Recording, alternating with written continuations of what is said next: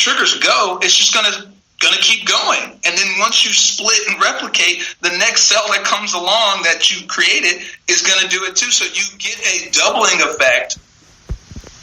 You're getting a doubling effect. So you went from 2 cells, or you went from 1 cell, 2 cells to 4, from 4 to like 8, from 8 to, you see how that doubling effect goes?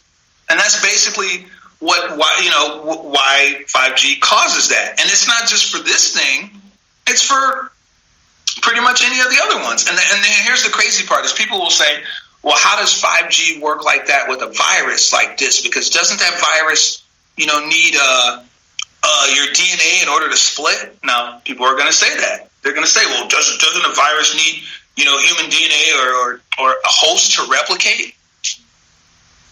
I do believe that is true. I do believe that's true, but I don't think we're dealing with a virus that functions that way. That's the scary part. Okay. Is I don't think this virus is adhering to that. I have a live guest in the chat room, and I want to touch on 2 topics. Okay, one is the spiritual undertones of what you're saying at the top of the show, and the second is oh shoot, I just drew a blank. Throughout history, the plagues that have come about, let me say, what were the circumstances that led up to plagues in the past, such as this? Like, what was the environment rich with? That's those 2 questions. Greed, corporophagia, pedophilia, let's see, decimation, I'm sorry, sexual decimation within armies. What was another one? Cannibalism.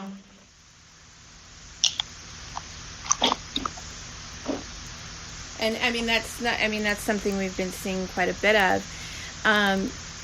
You mentioned at the top of the show that there is some spiritual implications when watching the behavior of this sentient microorganism. Okay, I lost him. Let's see if he'll call me back. Welcome to the live chat room, by the way.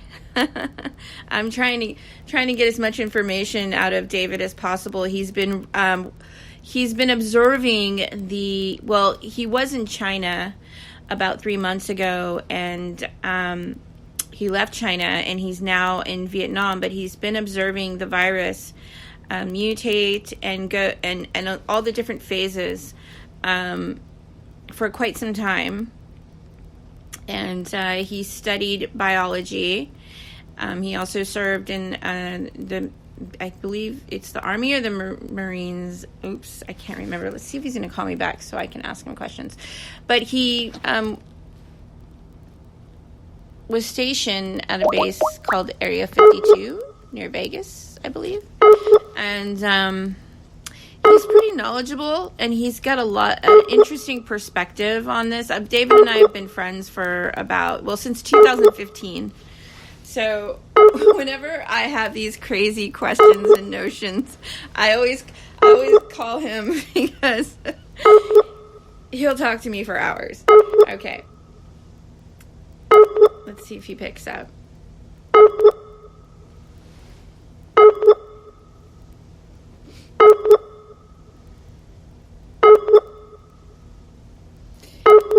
So I posted an article, I think it was, let me see if I can pull it up. It's in Social Media News Network, and I've been kind of following some of the updates.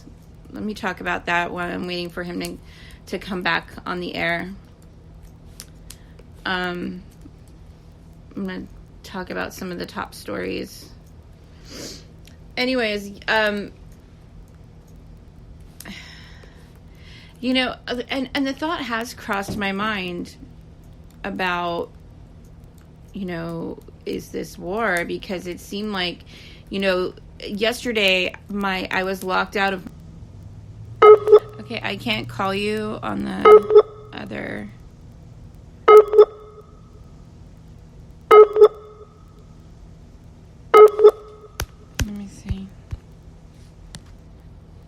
call me back.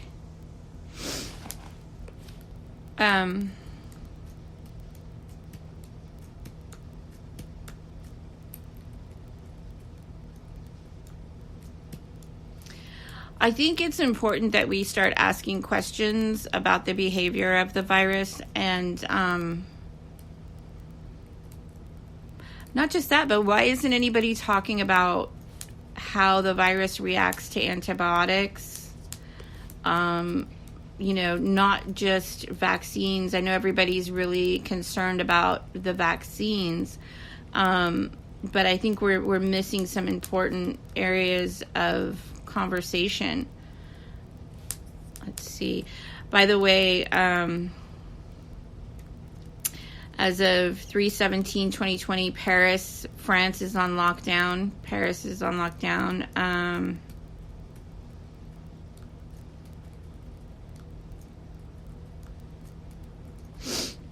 Let's see if he calls me back.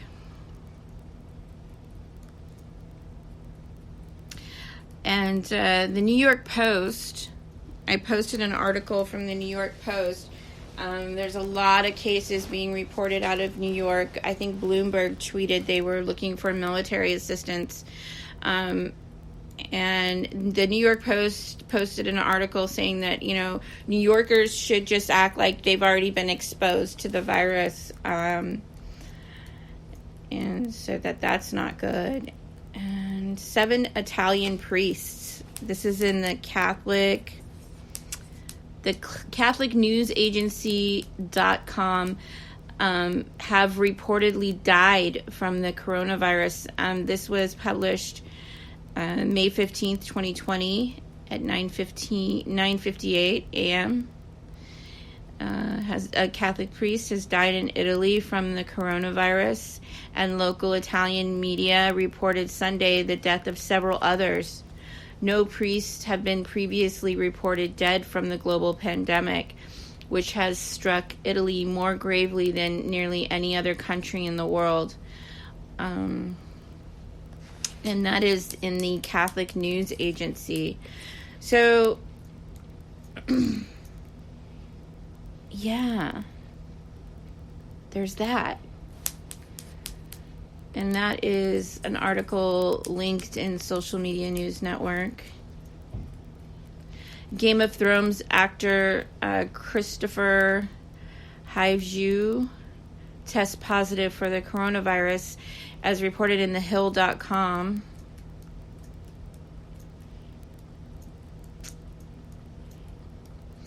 And it's pretty surreal, right? There is protocols that I've posted and that I talked about with David in the last podcast. I think his device died. It's hard because we get cut off on Skype, and sometimes I've noticed it's almost like there's like a echo or a weird sound in our calls, and we haven't been able to maintain a good connection in a couple of days. Sometimes that can just be a lot of traffic on Skype, but I'm no stranger to the interception of my communication.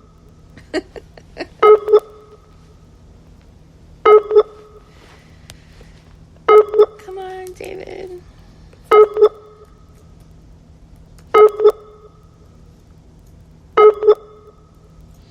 So I kind of got into this conversation. We were kind of hypothesizing last night really late about, what happens next if the virus doesn't come to what, I assume that the virus has a target or there's a main, I don't know, but what if there is no balance achieved as far as,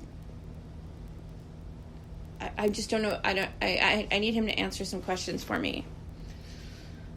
Because then what do we do? Do we go to pestilence? Is that what's next? Is pestilence? Which are like afflictions.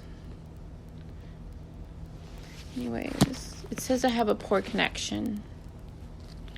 I'm trying to stand by here.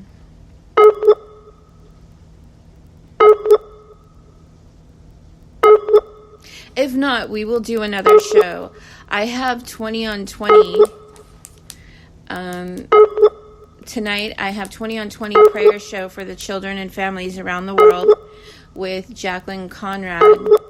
And then later in the night, I think it's 4 a.m. Central Time, 3 a.m. Pacific, I have 20 on 20 on the Zeph Report. And the Zeph Report is on Spreaker.com. You can join us there. It is a campaign that was started in 2014 by the leaders of every major religious faith around the world that made a global pledge to end human trafficking by 2020, modern-day slavery in all of its forms, sex trafficking, labor trafficking, organ harvesting, illegal adoption, child soldiers, and the like, have become a $150 billion industry, and it's violating the fundamental human rights of approximately 35.8 million people. And it's a disgrace to God and a dishonor to humankind by all major spiritual faiths around the world. So I encourage you to tune in for that. And I will be posting links to the show on my blogs online. And so you can join in and tune in with us and join the live chats. Anyways, well, hopefully the local time is... okay, here we go. Let's see. In New Mexico, the local time on the Zeph Report is 10, I think. Is it?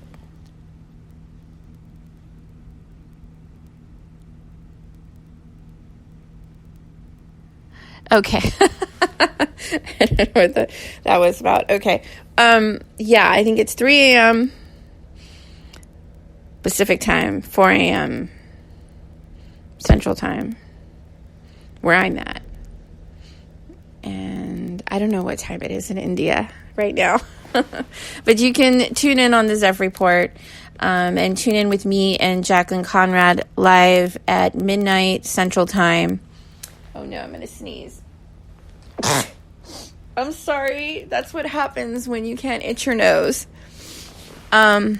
And I'm really bad at touching my face because I try not to, but it's really hard. Okay, you can tune in tonight with Jacqueline Conrad and I for prayer for 20 on 20 for the children and families worldwide, and the prayer warriors, all the prayer warriors for 20 on 20 with myself and Jacqueline Conrad at midnight. And yeah, that's about it. I guess I'm going to wrap. That's a wrap. So we'll be to be continued with David, because he has a lot of, he's been observing this for quite some time. And I think it's really important, the information that he has to share. And, it's really interesting to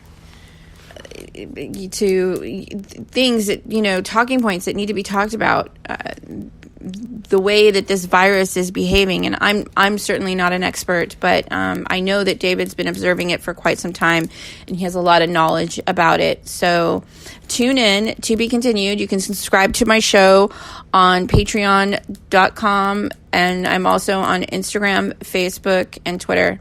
All right. Thanks so much for tuning in.